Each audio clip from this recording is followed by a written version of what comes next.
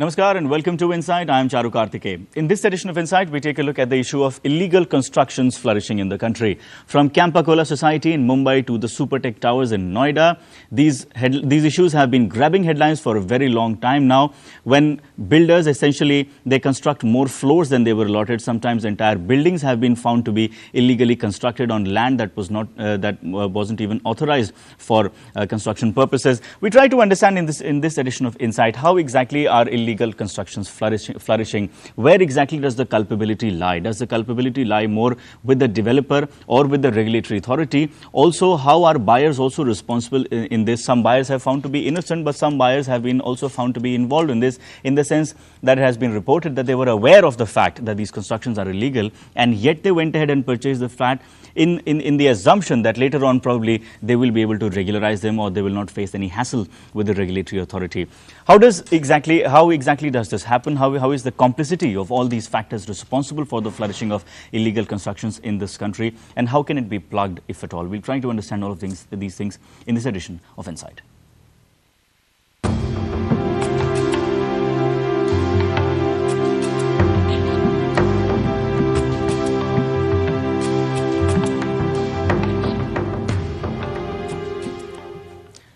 And joining us in the studio today is a fantastic panel of experts. We have Mr. F.C. Sharma. Mr. Sharma is an advocate and he is also a petitioner in the case of the Supertech Towers in Noida. Mr. Sharma, thank you so much for coming here. Harmit Chawla. Harmit is Managing Director with H Corp Reality Private Limited. Harmit, thank you so much for coming here. And Satya Prakash is Senior Journalist, Legal Editor with Hindustan Times. Satya Prakash, welcome to Insight. Mr. Sharma, first of all, I would like to begin with you. We'll initially begin with the cases that I just talked about, since they have given us the ground to talk about this issue. Eventually, then we'll go into the larger dynamics. First, trying to understand from the, in this particular case, the Supertech Towers, how do you think this happened? How did 40 floors, how did two towers of 40 floors each come up when they were not even allowed to construct so many floors? How did this happen exactly? What is your understanding of this case? See, there is a flaw in pleading the case at the level of High Court. Our the advocates on behalf of Supertech have not pleaded the case of presented the case properly. In fact, Supertech has taken all legal requirements, all legal permissions, everything is there in order, it is in place. Okay. Now, because it has not been represented properly, that is why High Court has passed this order. Even yesterday in the Supreme Court, Honorable Chief Justice has pointed out that if at all, if there is a problem, it is with the Noida Authority. Noida Authority has approved the plan. So, if anything, if it is presumed that the towers have been illegal, so the Noida Authority has to be responsible, not the buyers, not the builder in this case. This has been held yesterday, and it was in the open court, it was stated by the Honorable Chief Justice.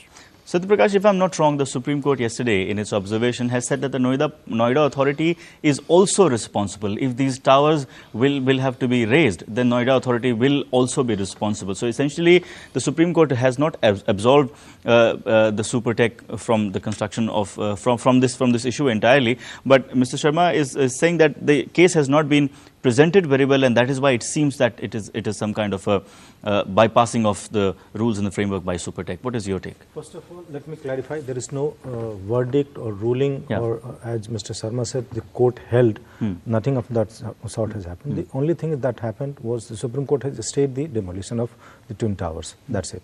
And that is a very commonsensical thing, because if you demolish it, then there is nothing left to be decided upon.